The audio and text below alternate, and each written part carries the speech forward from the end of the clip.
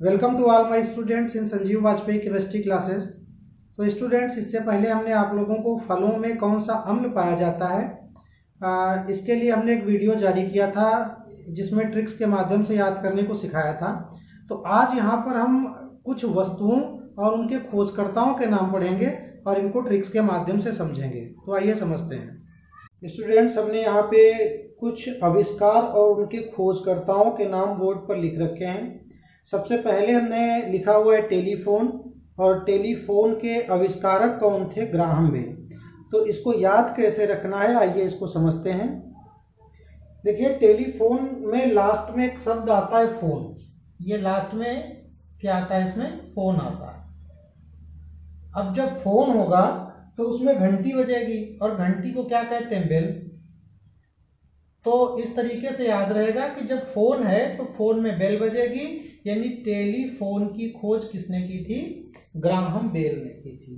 तो ये आसानी से याद हो जाएगा कि फोन का संबंध बेल से है, यानी टेलीफोन के आविष्कारक या खोजकर्ता ग्राहम बेल थे। इसके बाद में हमने दूसरा नाम यहाँ पर फाउंटेन पेन लिख रखा है। अब देखिएगा, ये फाउंटेन। अब फाउंटेन माने क्या होता है? झरना। और झरने में बहता क्या है? वाटर, पानी बहता है। तो फाउंटेन, जैसे ही झरना दिमाग में आता है पानी दिमाग में चलने लगता है, वाटर। तो फाउंटेन पेन की खोज किसने की थी? वाटरमैन से। तो फाउंटेन से याद रहेगा वाटरमैन। तीसरा हमने यहाँ पे नाम लिख रखा है सीमेंट का। तो सीमेंट के खोजकर्ता कौन थे? आविष्कारक जोसेफ थे।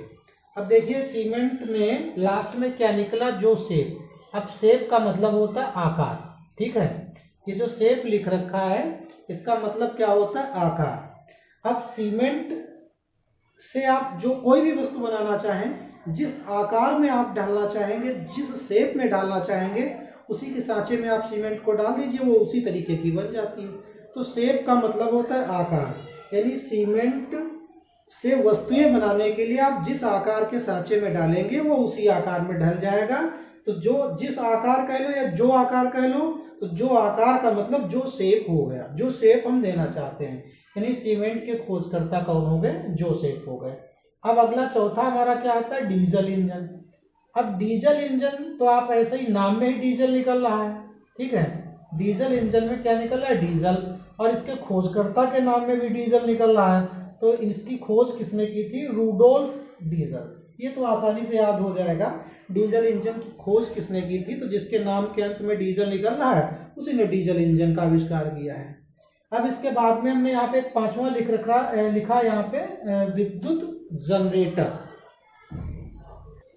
तो ये पांचवा हमारा विद्युत जनरेटर है। इसकी खोज माइकल फैराडे ने की थी। इसको याद कैसे रखेंगे? ये जनरेटर है, तो जनरेटर को जब हम हैंडल से स्टार्ट करते हैं तो हमको गोल गोल घुमाना पड़ता है। तो गोल गोल घुमाने का मतलब है फेरा लगाना। भाई, गोल गोल घुमाने का मतलब क्या होता है? फेरे जैसे लगाना। अब जनरेटर को फेरे टाइप में स्टार्ट करते हैं। अब फेरों से स्टार्ट करते हैं तो इनके खोजकर्ता का नाम हो गया फैराडे। यानी विद्युत जनरेटर के खोजकर्ता कौन हो गए? Michael Faraday. तो ये हमारे 5 हो गए खोज और इनके खोजकर्ता। तो अगले खोजों के बारे में पढ़ते हैं।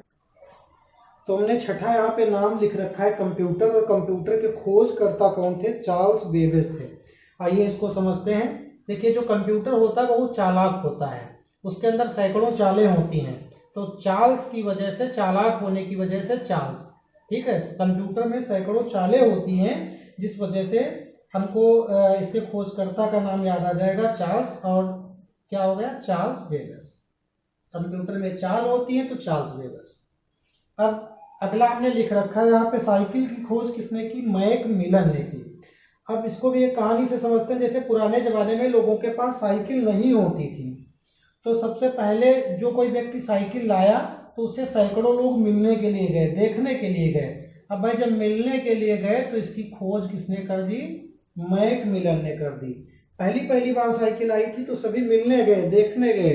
तो मिलने के कारण साइकिल के खोजकर्ता कौन हो गए? मिलन। कौन से मिलन? मैक मिलन। अच्छा, अगला क्या है? बिजली का पंखा। अब बिजली के पंखे की खोज किसने की? हीलर ने की। अब बिजली का पंखा, अब भाई बिजली का पंखा जब चलेगा तो थोड़ा बहुत तो हिलेगा, और हिलने के कारण इसकी खोज किसने की? हिलर ने की। अब बिजली का पंखा चलेगा तो हिलेगा, और हिलने के कारण खोज किसने की? हिलर ने की। अब अगला यहाँ पे देखिए लिखा है हमने डायनामाइट।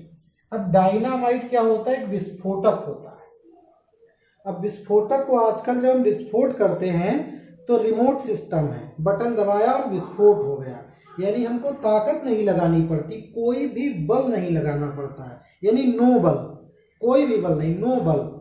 अब यानी डायनामाइट को दगाने के लिए कोई भी बल नहीं लगाना पड़ा, नो बल, इसलिए इसके खोजकर्ता कौन हो गए?